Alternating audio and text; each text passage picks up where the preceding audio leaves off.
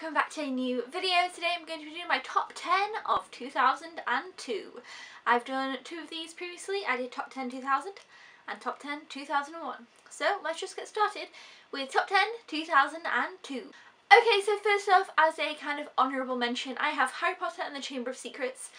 There's a lot of Harry Potter films and they would always make my list, so I thought after the first one I'll just include them as an honourable mention. Chamber of Secrets actually isn't my favourite Harry Potter film. Well, it's kind of towards my least favourite, but I still love it. It's still great. I still give it 5 stars. It's still very nostalgic, but as the whole, film series goes, it's not one of my favourites, but I still really enjoy it. So yeah, Harry Potter and the Chamber of Secrets.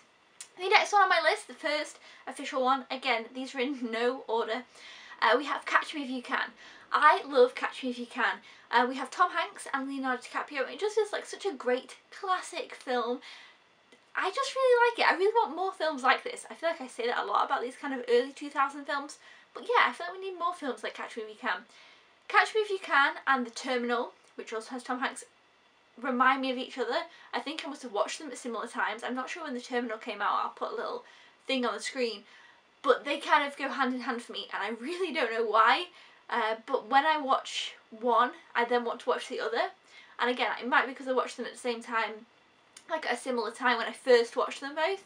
So now whenever I watch one, I want to watch the other. But either way, Catch Me If You Can is brilliant. I'm sure you've all heard of it. Just a quick note about 2002. I've already started and I forgot to say something at the beginning. I feel like my 2002 list is going to be a lot different than other people's, because when I was looking at the films that came out in 2002, there's a lot of big films that I'm sure people are going to put on their list that I haven't seen.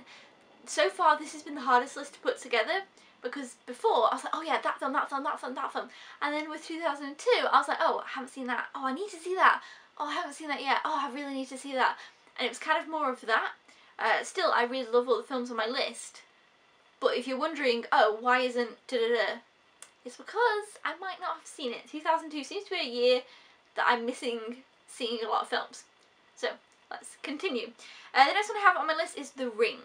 Okay, I grew up watching The Ring as when I was a teenager, it's like a horror movie for sleepovers and just the horror movie of my kind of time. And I think it's a great film.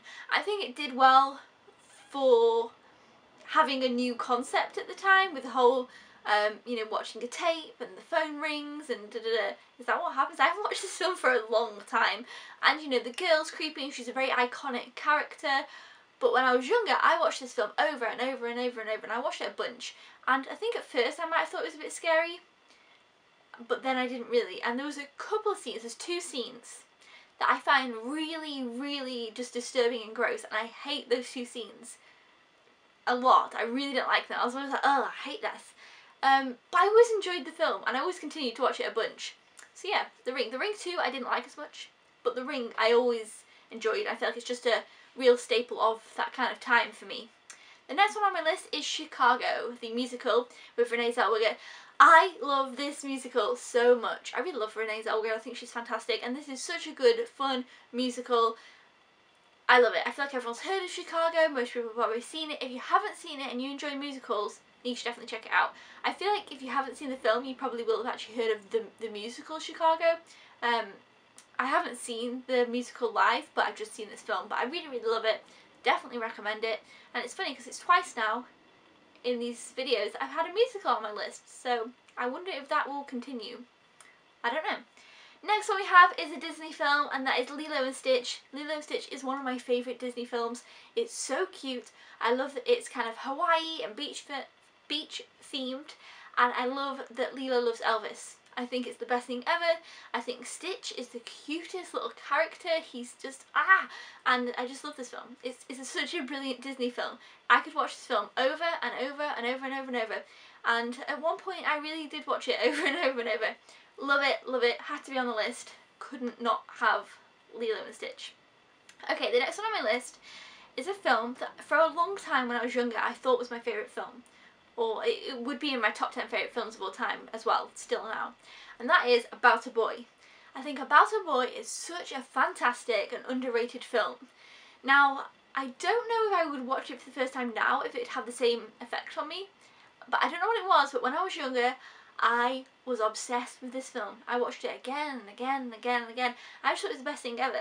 And it really got me into loving Hugh Grant and Toni Collette as well. They were both fantastic in this, but then I went on a real Hugh Grant type of thing and I wanted to watch all his films and things like that. And it's just such a good film in a weird way. And I remember I used to get quotes from the film in my head and I'd always say things from the film. And I just was completely in love with this film. Yeah, so again, I haven't watched it for a while, and I think it's because I love it so much, and kind of I put it on a pedestal myself, that I'm worried I won't like it as much now. I don't know if anyone else does that, but I think I still would. I think I might watch it around Christmas time, because it also has a bit of a Christmassy theme. But yeah, it's such a great British film, and if you haven't seen it, I would recommend it. I'd like to know what other people think of it. I don't really know if it might have dated. I'm not sure. But either way, I love About a Boy. Always have loved it. Was really obsessed with it. The next one on my list is Ice Age. Okay, now I felt like I had to put Ice Age on the list because I do really like the film Ice Age, but I really love the Ice Age series, and I felt, you know, obviously Ice Age started the whole series. We obviously have Ice Age 2, I'm pretty sure it's just called Ice Age 2. We have Ice Age Dawn of the Dinosaurs, which might be my favourite, which is very controversial, like really everyone loves the first one. And then we've got Ice Age 4, Continental Drift. And then the Ice Age 5 that I didn't really like, that was called... Or was that Continental Drift? What was Ice Age 5? I don't remember because I didn't really... 4 and 5, 4 I think was okay, it had pirates and stuff. But 5, I really didn't enjoy 5. I just thought it kind of really went downhill. And some of the jokes were very...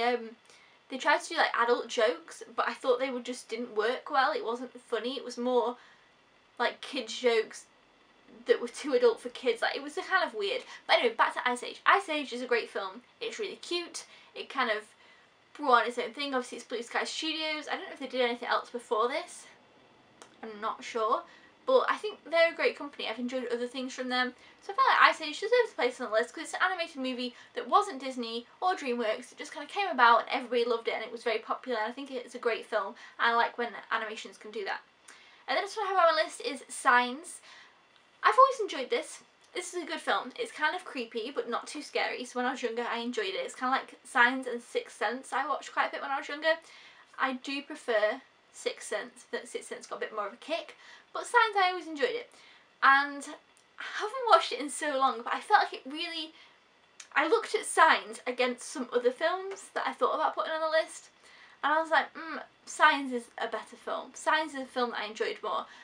However, I can't remember it, like, massively. Because it has been a long time since I've seen it. But I remember I really enjoyed it. And I remember there was kind of a big thing about it. And a lot of people do enjoy this film.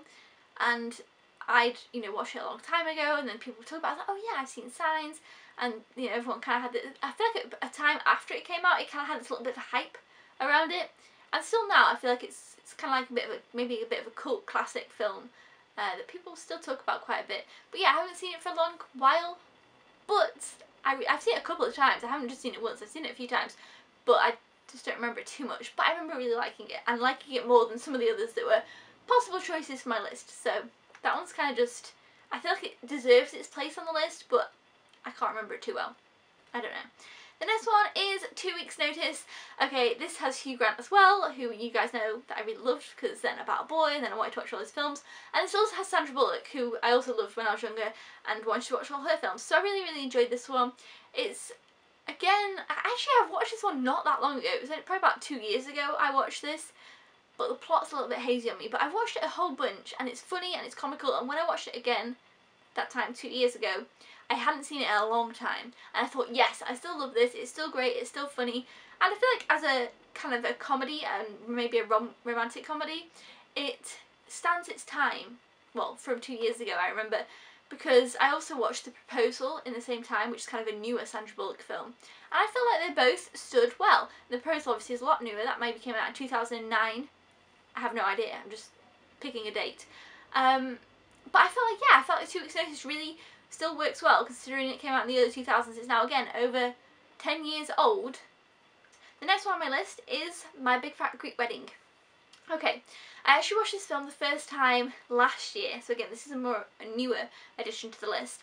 And I've only seen it once, but I love it. And what really made it stand out to me and made me put it on this list is that I think the funny thing is, me and Josh watched this film together, and again, we only seen it once, and still today, a year later, we quote little bits from this film, and we always say, oh yeah, like in My Big Fat Greek Wedding, I'm always kind of quoting little bits and bobs from that film, and always referring back to it, and I love that about this film. I love that we were always like, oh, da, da. And I would definitely watch this again. This is a film that if I would have watched years ago, I would have watched it a bunch, because I used to rewatch things over and over and over, whereas now I don't do that quite as much, but I definitely be rewatching this one in the future, you know, multiple times. Really enjoyed this film. Such quotable moments, such a funny film, and it stands out in my mind so well.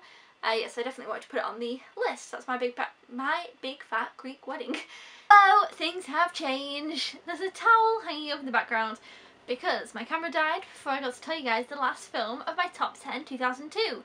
And then I was put it on charge, started setting up and filming something else, and then I was like, oh wait, haven't filmed the end, so I'm sorry. But the final film on my list is Dark Water. Now, this film is probably not a film that would be on my list if I watched it today. I watched it when I was younger, and it's kind of like a creepy horror, but not too scary, about this mother and daughter who move to this apartment block, and there's this kind of water tower, and things kind of go creepy. And I used to love this film. I watched it over and over and over and over. This and Hide and Seek I used to watch a bunch. And I was really obsessed with it. I really liked this film. And I haven't watched it for a long time. I don't think it'll stand up to my memories. But it's just one of those, I was like, oh, I loved that. I had to put it on the list. It was kind of a nostalgic pick. Haven't watched it for a long time. So I don't know if I would recommend it. But I did used to love it.